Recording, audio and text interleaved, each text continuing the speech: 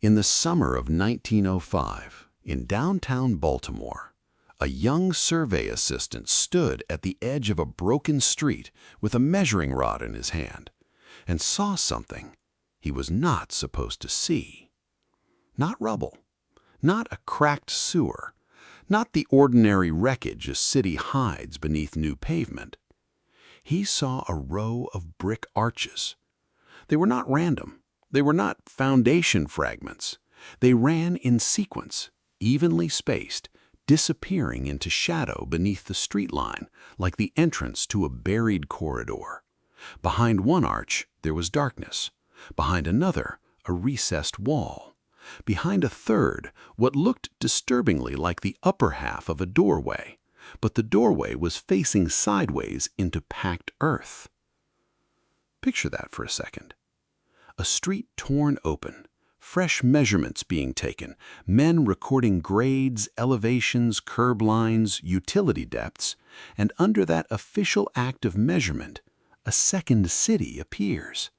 Brickwork too deliberate to be debris, repetition too clean to be collapse, openings too human to be accidental. And then the strangest part. The record moves on. The survey is filed.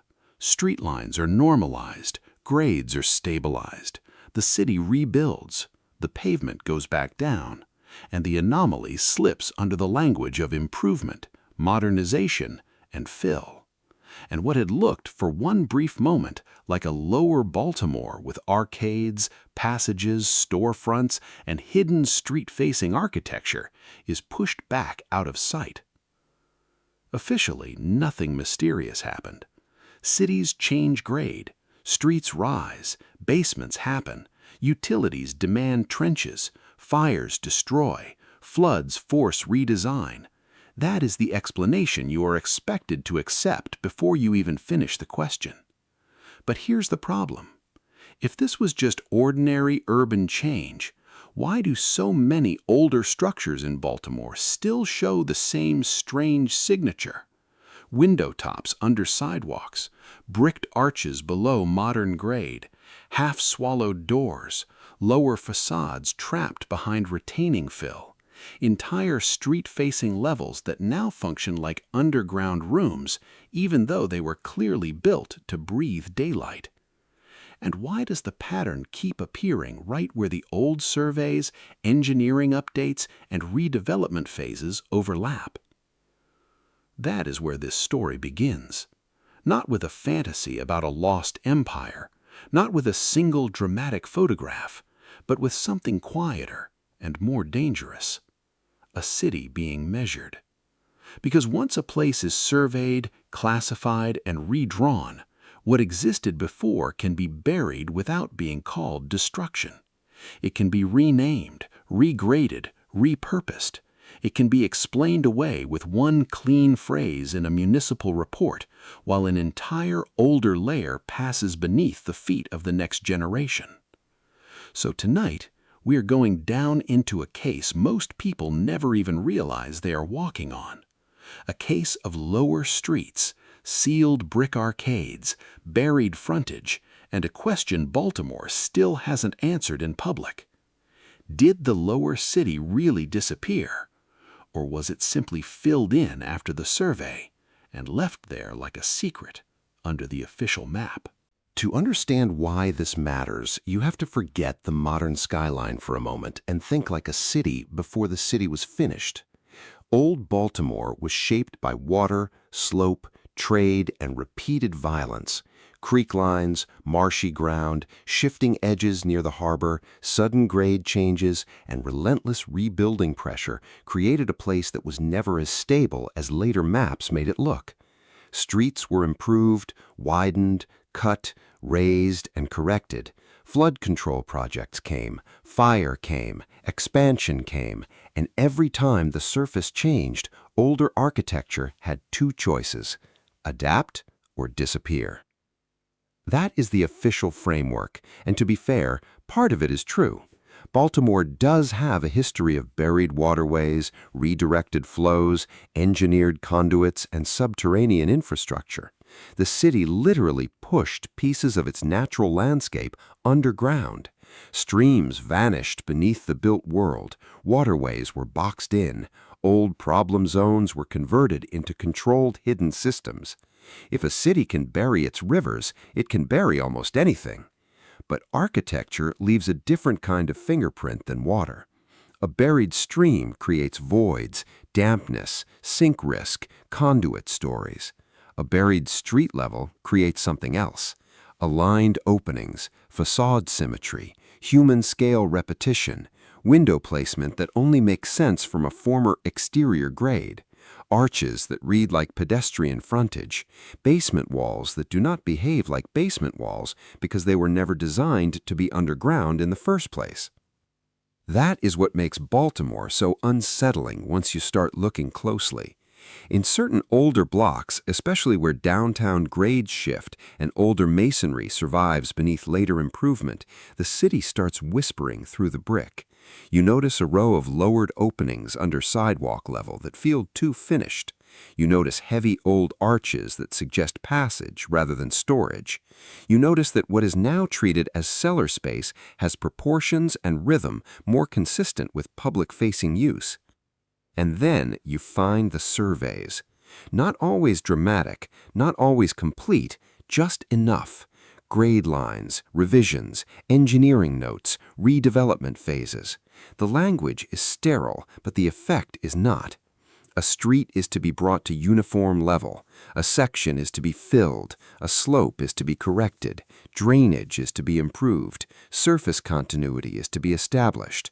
What sounds like mundane civic maintenance begins to look very different when standing in front of a building whose lower windows were clearly built for open air. This is where the main witness in cases like this is rarely a single person. It is the structure itself. A bricked arch is a witness. A half-buried lintel is a witness. A sealed lower doorway whose proportions still match the upper floors is a witness. And in Baltimore, those witnesses do not stand alone. They sit inside a city with a long history of reconstruction, concealment by utility work, and selective memory after disaster. Once you realize that, the question changes. It is no longer, why is there an old basement under this building? It becomes, why does this so-called basement look like the remains of a public street-facing level? And once that question enters your head, downtown Baltimore becomes harder to look at in a normal way. Because now, every sloped sidewalk feels like a cover, every lowered areaway feels like a leftover edge, every bricked arcade feels like a mouth that was deliberately filled. The deeper you go into this case, the less it feels like one anomaly, and the more it feels like a pattern hiding in plain sight. Start with the architecture itself. A normal basement is built to support what is above it. It is useful, yes, but it is not trying to present itself to the street. It does not need elegant repetition. It does not need handsome arches. It does not need proportioned openings that suggest traffic, display, or frontage. But in older parts of Baltimore, some lower levels carry exactly that strange public quality. Even where they are sealed, even where utilities now cut through them, there is an unmistakable sense that these spaces were meant to be seen. Then there is the matter of the arcades. Arcades are not just holes in brick. The word carries social function, passage, movement, shelter, a covered edge between commerce and weather. If a row of arches once connected along a lower street line, then what existed there was not merely structural support, it was urban life. People would have walked it, waited under it, moved goods through it, entered rooms from it, watched rain from beneath it. Now imagine that entire edge lifted out of public use without being demolished cleanly. Not torn down all at once, just entombed. That possibility grows darker when you notice how many hidden city stories across older urban centers follow the same rhythm. First, there is a grade problem, then an improvement plan, then a survey, then a fill phase, then memory collapses into the new surface. Within 1 or 2 generations, what used to be the visible lower level becomes the basement, and everyone talks as if it had always been that way. But buildings do not forget their first purpose. That is why details matter so much here. The curvature of brick, the height of a concealed opening, the difference between a vent and a former window, the way an old wall meets a newer sidewalk, like 2 time periods were stitched together under pressure. And maybe the most telling detail of all, the presence of finished masonry where rough retaining fill would have been enough if the space were never meant for human access. There are also the secondary witnesses: workers, renovators, utility crews, preservation-minded locals, people who pull off panels, open crawl spaces, drop into service corridors, or clear long-neglected lower rooms and find signs that the city beneath the city was not theoretical. It had shape, intention, sometimes even continuity. That is where the emotional tension in this story starts to rise, because if these buried arcades and lowered facades are real remnants of a former active street level, then Baltimore did not merely age, it was edited. And edited cities are dangerous to study because they force you to ask who benefited from the rewrite. Was it just practicality, flood control, fire recovery, commerce, modern traffic needs? Maybe. But if it was that simple, why does the buried evidence so often feel unadvertised? Why are these features treated like incidental leftovers instead of discussed openly as part of the city's layered public history? Why do so many people discover them by accident, as if they crossed into a forbidden margin of the official story? That is the rehook no one can shake. Not whether a city changed. All cities change. The real question is whether Baltimore's lower city was transformed honestly in view of everyone, or quietly absorbed beneath a cleaner narrative of progress after the measuring was done. Because the survey does not just record a place. Sometimes it marks the last moment a place is seen before it is buried. And this is where the case widens from architecture into power. Once you accept the possibility that parts of Baltimore's lower built environment were not fully removed but simply filled around, a bigger pattern begins to emerge. Surveys, engineering reports, redevelopment language, and institutional silence start working together like parts of the same machine. Think about how cities justify drastic changes. They rarely say, "We are sealing away an older level of urban life." They say the area must be stabilized. They say sanitary conditions require improvement. They say grades must be regularized. They say dangerous voids need filling. They say reconstruction demands efficiency.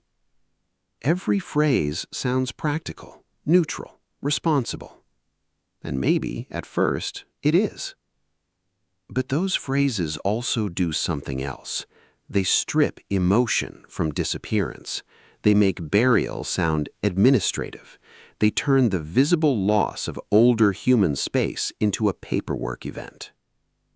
Once that happens, the public stops asking what was there before and starts repeating what the new surface is called. This matters even more in a city like Baltimore, where disaster and redesign have repeatedly provided cover for permanent transformation. After major destruction, the appetite for neat explanations becomes overwhelming. People want order, investors want stability, officials want confidence restored.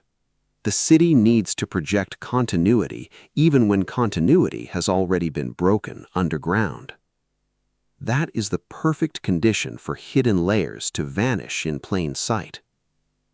Not because there is always some grand secret council pulling strings in a dark room. Sometimes the suppression is more ordinary than that, more bureaucratic, more chilling. A buried arcade does not need to be censored if it can be simply reclassified. A lower street does not need to be remembered if it can be called obsolete. A former public-facing level does not need to be explained if new grading turns it into a basement and everyone born later accepts the label. That is how institutional forgetting works. It does not always destroy evidence, it teaches people not to recognize it. Now, step back and look at the broader theory that begins forming around Baltimore's lower city. Not a cartoon theory, not a wild claim thrown out for shock, a pattern theory. That older urban layers in certain cities were far more extensive, connected, and public than modern observers understand. That what now appears as isolated buried oddities might once have been part of continuous lower streets, arcaded commercial edges, service corridors, and accessible urban frontage. That surveys and improvement campaigns may have marked the transition point between two Baltimores, the one that was lived in and the one that was curated. And if that theory is even partly true, then the city under Baltimore is not just rubble, it's evidence. Evidence of a transition the official story describes in practical terms, but the architecture remembers in grief.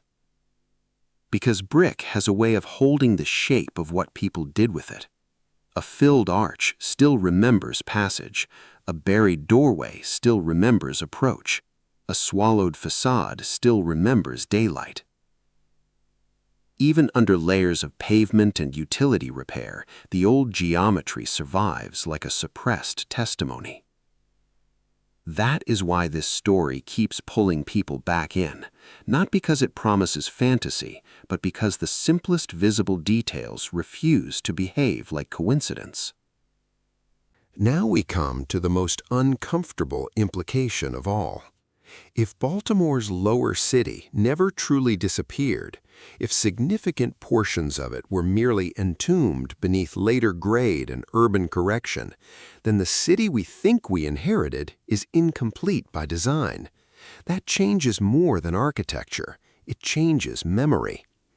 It means entire patterns of movement, commerce, shelter, and daily life may have been pushed beneath the threshold of public awareness.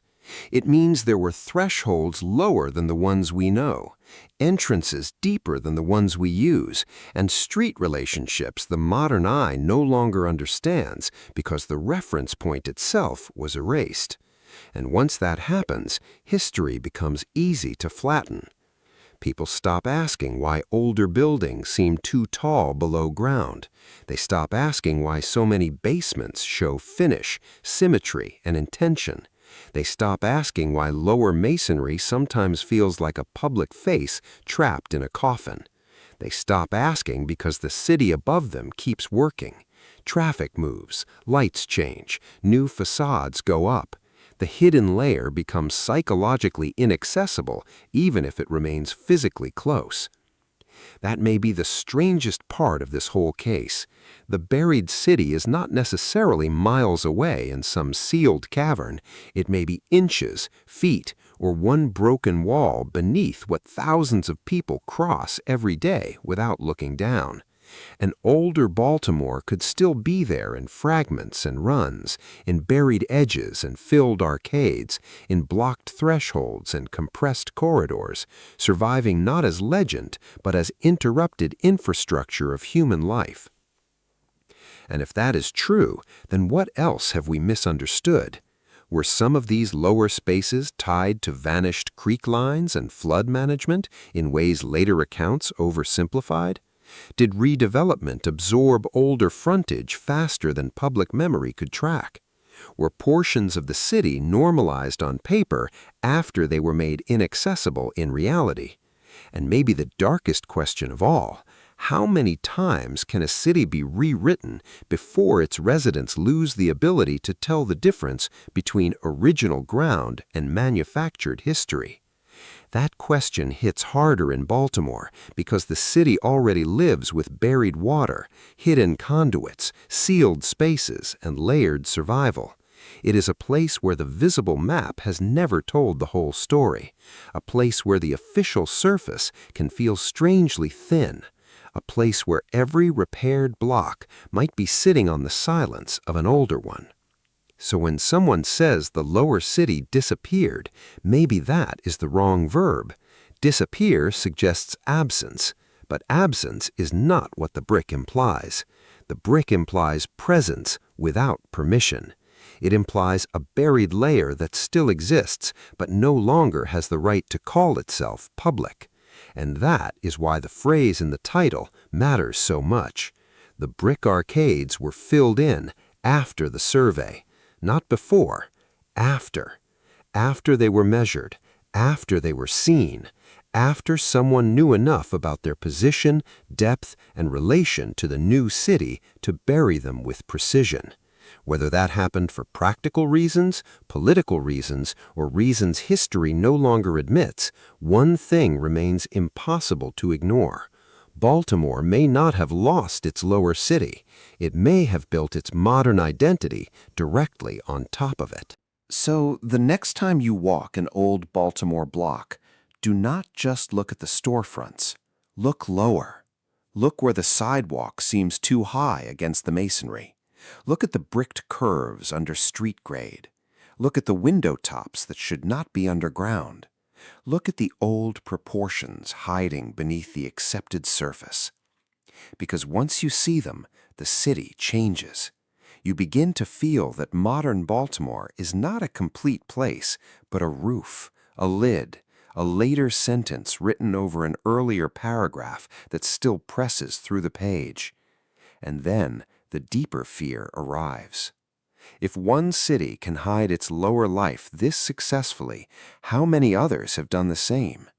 How many surveys marked the final clean snapshot before a fill operation turned public space into sealed memory? How many official improvements were also acts of controlled forgetting?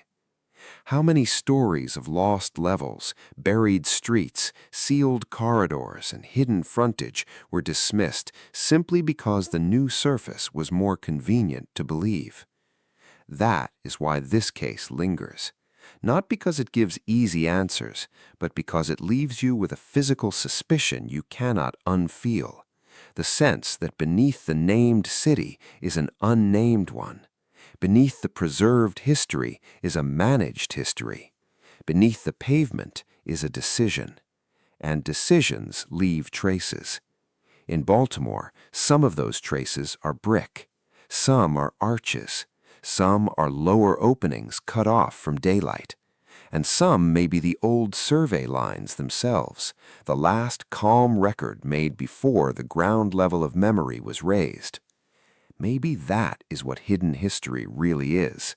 Not a fantasy world, not a myth people invented out of boredom, but the moment when physical evidence and official framing stop matching cleanly, and ordinary people realize that the surface story was never the whole one.